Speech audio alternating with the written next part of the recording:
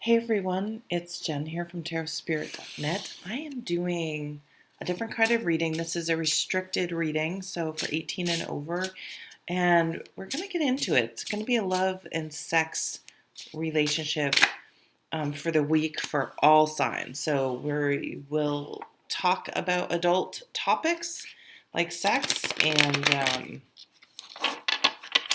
yeah, so don't watch if you're under 18. And if you're over 18 and you don't like stuff like this, stop watching because I don't want to hear about it. I will be swearing. I will be talking about sex, and so I'm using my Tarot Sexual Magic card. I love these cards. Let's get a few out. Actually, why don't we do, you know what I realized for the monthly December readings? I did half of the signs one way and I forgot because I did them one week and then I did half the signs the other week and I did completely different readings. Oh well, for each sign. All right, what's we got going on at the bottom? Whoa, the Death card. That's pretty intense. Scorpio.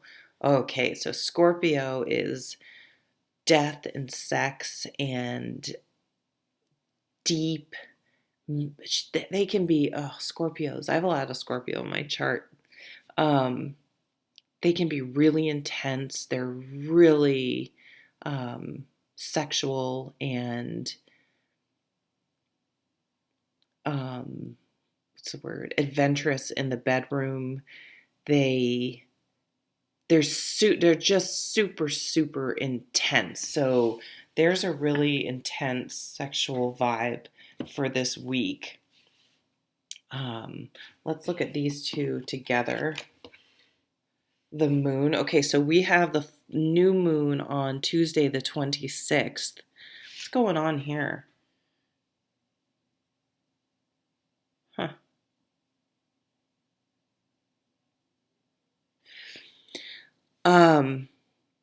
Going out, partying, hooking up with people. So as we've been talking about on the weekly readings in the US, it's Thanksgiving this week. So you guys may have started your celebrating early. And then we have this really nice King of Cups. When the King of Cups turns his, and try not to get hung up on the gender, just fix it if it makes to whatever works for you.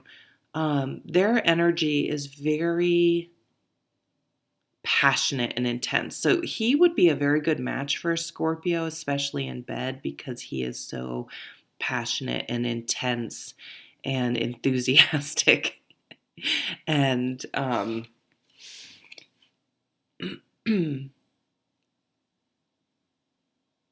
if he's a Leo, though, he's not going to be cool with this. Like, he will want a committed relationship. Although it's not saying that these two aren't committed, but I think the Scorpio and Wands together are going to, well, I don't know. They may be into some sort of, like, I don't know what they're called, like sex parties or something where, I mean, maybe you could meet someone and they could be game for that. Both of those types of energies could be up for something like that.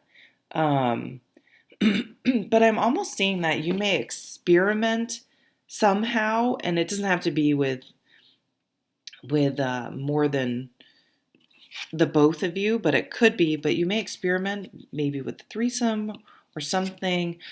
But what comes out of that is that you realize that it was. I don't actually see a Scorpio being able to share someone at all. So it may be that you guys come together and are like, okay, that didn't work. Nice try, but we're not doing that again because that was traumatic.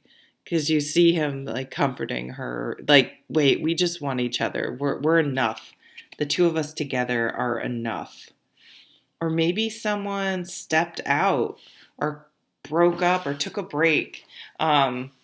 or something, and was with someone else and just really realized that that was not going to work. And the death card is about transformation. So it may have transformed your relationship to being more solidly monogamous and together. Oops. So now this one we have the star. So this is healing and dreaming. Oh, I love this Two of Wands cards. Doesn't it? I just love this scene where they're out together and totally into each other and sort of touching each other under the table. It's just a really sweet romantic scene, I think.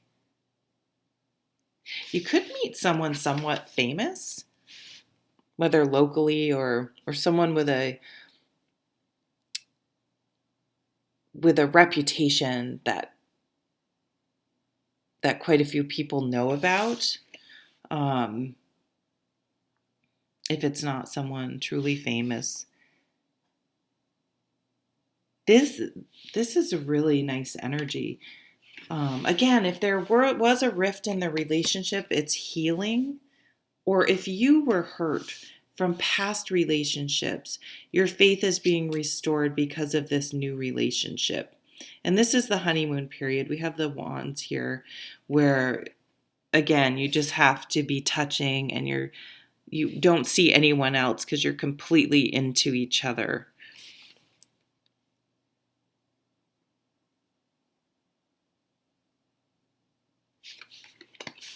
Okay, let's see what this next one is. Oh, here's this asshole. I hate the Four of Pentacles. I just can't stand it. Oh, I was with someone that was very Four of Pentacles like, and I just have an aversion to that controlling OCD miserly type energy. I just hate it. But I don't know if that's actually how it is in this. I mean, in this,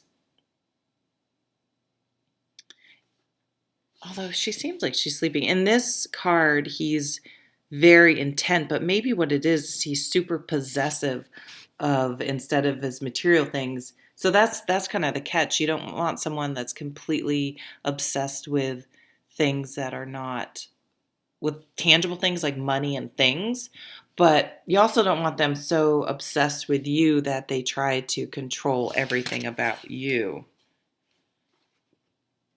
And the Hanged Man. It's interesting. In both of these cards, it could be someone's pining for something because the lady in both of these cards isn't very intent on the person who's very intent on her. So someone could be cyber stalking you, not necessarily in a scary way, but keeping tabs on you. I think someone really has a crush on you and is waiting for you. And yeah, just watches you, monitors you.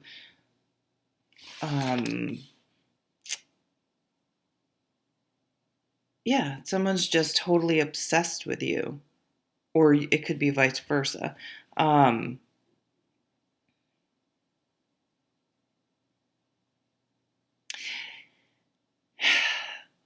So I almost see a little bit of a situation here where maybe someone was obsessed with you and you weren't really into it, but you have this transformation, this change of heart where you're starting to realize it's not so bad having someone like that. This person, maybe you are going to open up to them.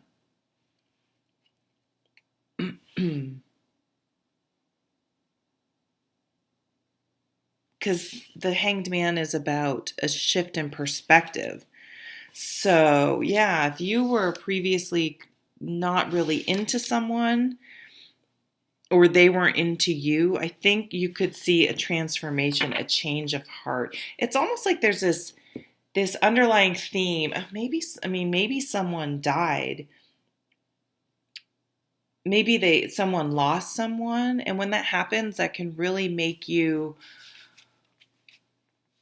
change I mean, it can change everything. When you're faced with losing someone, you're like, wait, it can cause you to reassess your whole life and think, boy, maybe I wanted to play the field before, but now I realize life is short and precious, and I have this wonderful person, and I want to hang on to them, and I want to spend time with them and appreciate them. And it may be someone that was there for you during this time when you were grieving and dealing with the loss of someone and the aftermath that comes from that.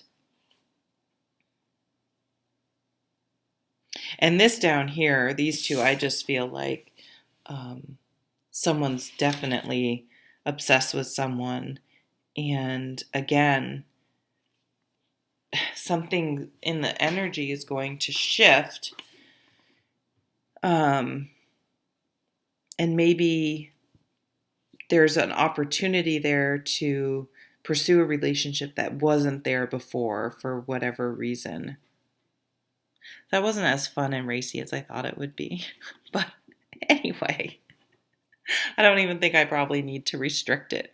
But I hope you enjoyed the reading, and I'll see you at another one. Take care.